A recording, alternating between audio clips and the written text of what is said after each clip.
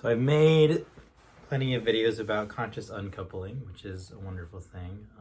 But now I get to talk about conscious coupling, which is some next level shit. And this is another scenario where I've been having the experience of it, and then I received the information afterwards. I talked about, I think I mentioned like the crazy information I was getting related to the Kangen water and all that stuff in the Secrets of Shambhala. That book also has a bunch of stuff about this conscious coupling process that happens and what that's about and what's going on with all of that. There are so many confirmations in that book about things that I've already been experiencing. Like, it's been nonstop, just like when I read selves, the first book. Just crazy. So conscious coupling, it's essentially two whole people, right, that are called together by reality, by energy. And the reason given, basically what happens is you choose to be a partner with someone based on what you intuit about what your future together will be like, right? What does the combination of the two of you create really for the children is the essential question. Because the entire point of life on earth is this spiritual evolution. And that means that our children get to move further along the spiritual path than we did, right?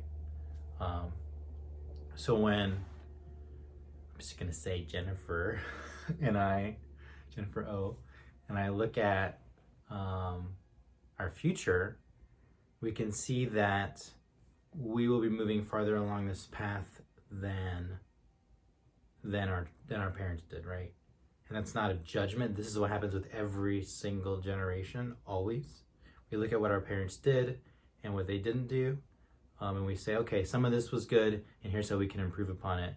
And that's what happens. That's what the whole point of human existence and evolution is, to do that, right? To take what our parents did, what we learned from them as individuals, and to see how we can improve upon that in our life moving forward. And so I think a lot of the times we get into, and the relationships we have that aren't this kind prior to this are super important, because that's where we're learning all the things we need to learn. It's not like you can skip the codependent kind of difficult relationships, because they're just part of the journey. Eventually we can skip them when we start raising children from this point of view from the beginning, that they are infinite, they are love, they're not missing anything, they're already complete, right? They don't have to go through the whole codependent relationship phase of life. They don't need to learn that, because they'll know it from childhood. That's what we're shooting for, right? That's what we're trying to get to. But for us now, like that is not how anybody, I don't know that anyone's really raised that way that I know of. Maybe in some cultures, in some places, that's happening. Like the Shambhala is a hidden, high vibrational, high consciousness place in Tibet in the story. And so whether or not places like that exist on Earth, I have no idea. I'm sure that it seems like they have in the past, like Atlantis and Lemuria and other things that we kind of know about. And it talks about some of that too. But the conscious coupling is really, really, really about intuition. You're brought together by reality, and you get to say, hey, this is what I see life would be like. Is that what I want? Is that what I want to do? You know, and there's a choice there. There's always a choice. Always a choice. But you can see, I think a lot of the times in relationships, we see what we would like to see, or we would wish to see, as opposed to what is, right?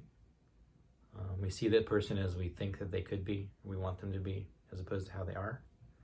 And that's a big difference about this too, is you see the person as they are, you see each other, right? And you have unconditional love for each other.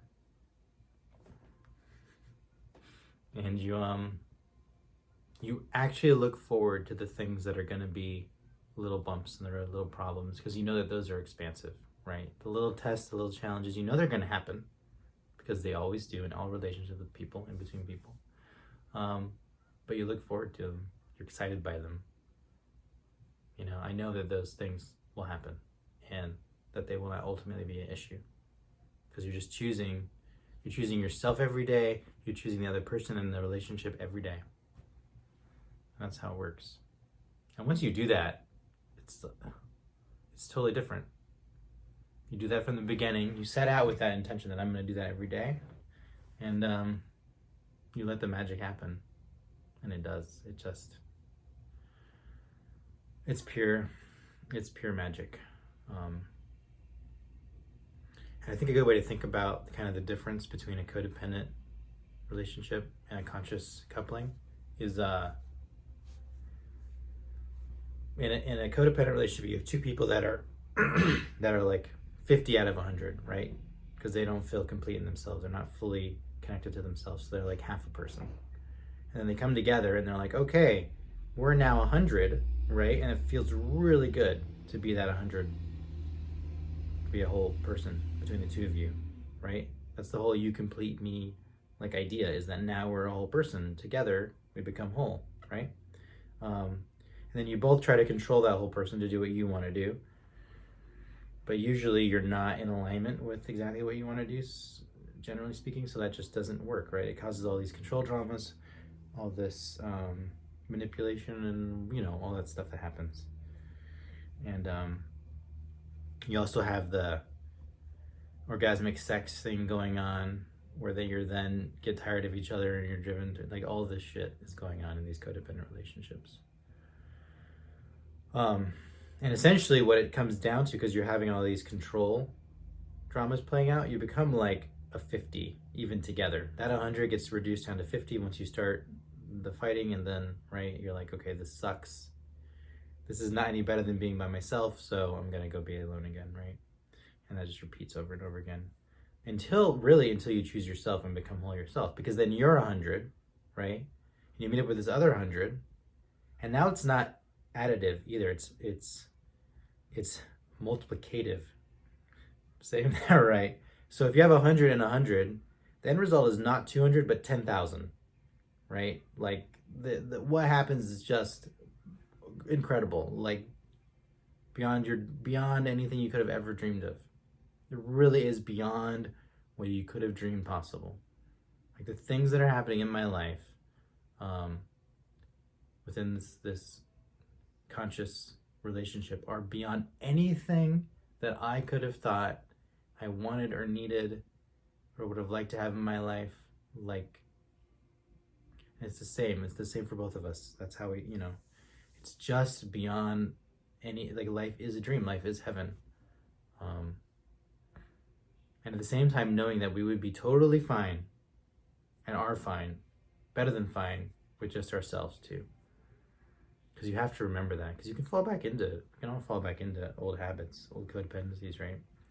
So it's really important to choose yourself again every day. Choose the other person, choose the relationship on a daily basis, all the time, right? Whether you're married or whatever, you're still making that choice every day. You have to make that choice. You can't take it for granted that you're just going to be together, because that's the other thing that we do. We just assume, oh, we're going to be together. It doesn't matter. It totally matters. It completely matters, the choice you're making on a daily basis. That's the tone for everything, right? That forms a connection with yourself. Because you got to fill your own cup in order to be there for other people. Always have to do that. So life is incredible, amazing. There's still a lot of unknowns. I'm following the guidance and where it's taking me, and it moves. Life can move very quickly when you align and surrender to what's coming through, and in just, like I said, ways you can't even imagine. So, yeah, I don't know if that makes sense or not, but that's what it's all about. If you want to read The Secrets of a Shambhala, book 3 in the Celestine trilogy, I highly recommend it. I recommend the first two also, the Celestine Prophecy and the 10th Insight. Amazing amazing, amazing, amazing. There's also a fourth book, The 12th Insight, and some other stuff.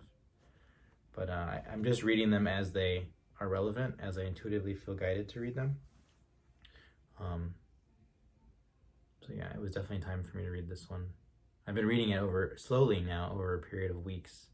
I just keep getting the little bit that I need at the right timing. So it's amazing.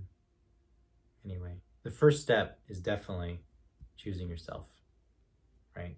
And then that's when this other stuff opens up.